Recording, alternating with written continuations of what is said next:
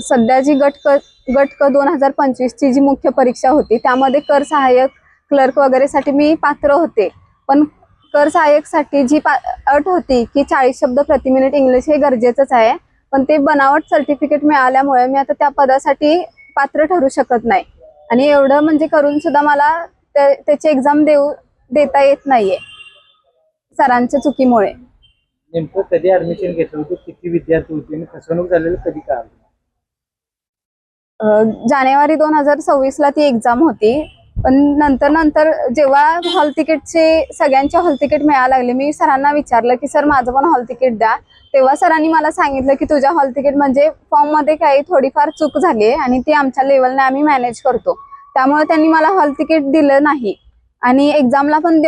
जाऊ दिलं नाही. मग त्यांना मी विचारलं होतं की तिथं म्हणजे स्वतः मी तिथं लागते, उपस्थित राहायला लागते आणि असं कसं, तेव्हा त्यांनी सांगितलेलं आमच्या लेवलला सगळं करतो आणि त्यांनी मला हॉल तिकीट वगैरे काहीच दिलं नाही आणि जो रिझल्ट दिलाय त्यांनी मला त्याची PDF फक्त दिली, त्यांनी जे मूळ ओरिजिनल आहे ते दिलेलंच नाहीये. मग PDF ची झेरॉक्स आहे ही आणि यामध्ये त्यांनी म्हणजे आधी मी जिथे केलं होतं त्याच इन्स्टिट्यूट त्याच सगळं इन्स्टिट्यूटचं नाव वगैरे आहे, बारकोड तोच आहे आणि इथं स्कॅन केल्यावर माझ्या डिटेल्स काही येत नाहीयेत, तिथं फक्त PDF येते आणि त्यांनी फक्त इथे एडिट केले, जानेवारी 2026 टाकले आणि इथं डेट त्यांनी फक्त आत्ताची टाकली, असं त्यांनी केले यामध्ये एडिट. सर्टिफिकेट घेऊन थेट पैसे भरून सर्टिफिकेट दिलं का, असा पण एक आरोप आहे संस्थेवर. तसे पण आहेत, म्हणजे बऱ्याचशा ह्याच्यामध्ये काय होतंय की जेव्हा एक्झाम द्यायला जातोय तेव्हा डमी बसवून पण करणारे बरेच जण आहेत, म्हणजे त्यांची लाईन पूर्ण वेगळी असते आणि जे खरोखर प्रामाणिकपणे करतात त्यांची लाईन वेगळी असते आणि त्यांचं फक्त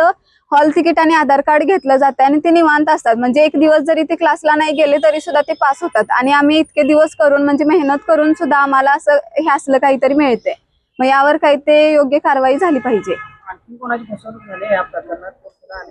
पुढे तरी कोण आलेलं नाहीये, पण 7-8 जणांचं असंच झालंय असं कळलंय मला तरी. आणि तिथं क्लासमध्ये पण बरेच जण म्हणजे सरांकडे सर्टिफिकेट मागवत होते, तेव्हा पण सर म्हणजे अशीच उत्तर देत होते, त्यांना पण सर्टिफिकेट दिलंच नव्हतं अजूनपर्यंत आणि मला पण अजून ओरिजिनल सर्टिफिकेट हातात मिळालेलं नाहीये, फक्त PDFच दिली, ती पण बनावट आहे.